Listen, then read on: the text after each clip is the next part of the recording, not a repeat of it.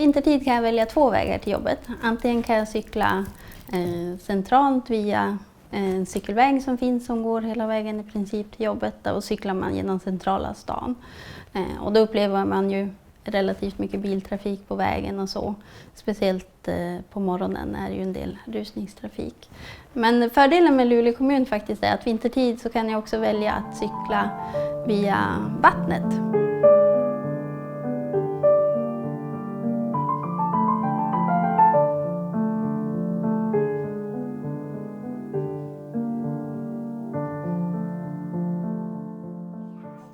Har du ätit din vitamin? Ja.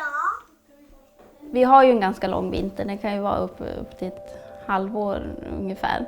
Och från det så kan man ju ha, när hösten kommer och det börjar bli lite kallt, då börjar ju allt under nollan vara.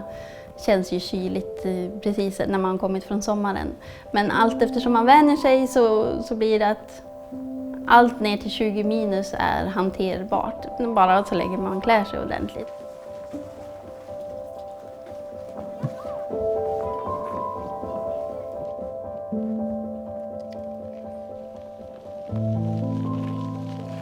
Jag bor som sagt i Luleå inne i stan och vi kanske inte bor på det mest extrema stället på ena sättet, men om man tar till exempel i år så har vi haft en väldigt lång vinter där snön kom redan ovanligt tidigt, vilket var i oktober, och nu är det april och snön ligger fortfarande kvar här ute.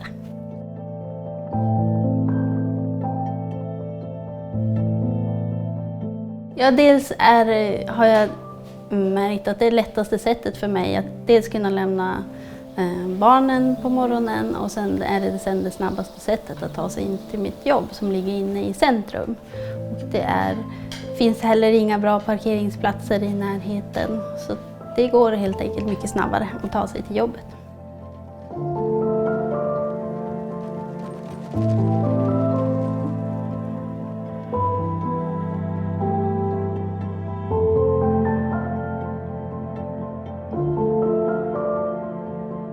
Kommunen arbetar med våra resor och transporter, hur vi tar oss till och från jobbet, så arbetar kommunen även aktivt med hur vi ska röra oss mer aktivt på fritiden.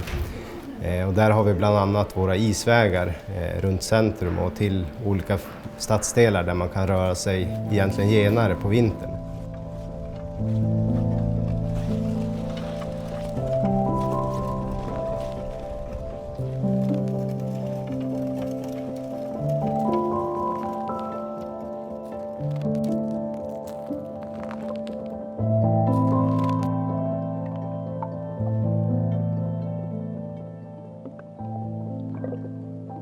Sen börjar det bli vissa utmaningar när temperaturen sjunker under det.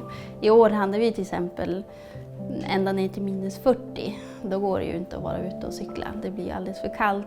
Och min upplevelse är att när det är minus 27, minus 30, då funkar inte cykeln längre. Då blir det fruktansvärt tungt att vara ute och cykla.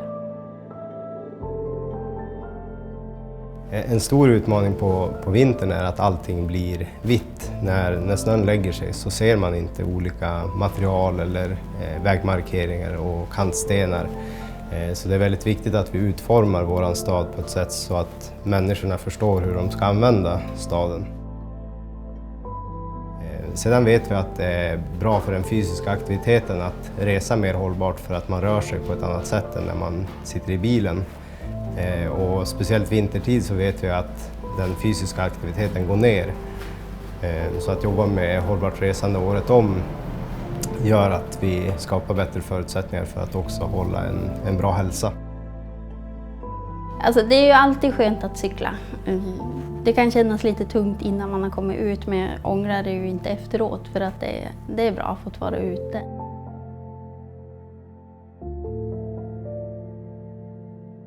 Aktiv mobilitet bidrar även till en mer social stad, att det är fler människor som är ute och kan heja på varann och sådär. Sitter man i sin egen bil så är man mindre social med andra människor, så att röra sig aktivt, det bidrar till större trygghet och en mer social stad, vilket jag tror också är viktigt för framtiden, att vi får en trevligare stad att leva i.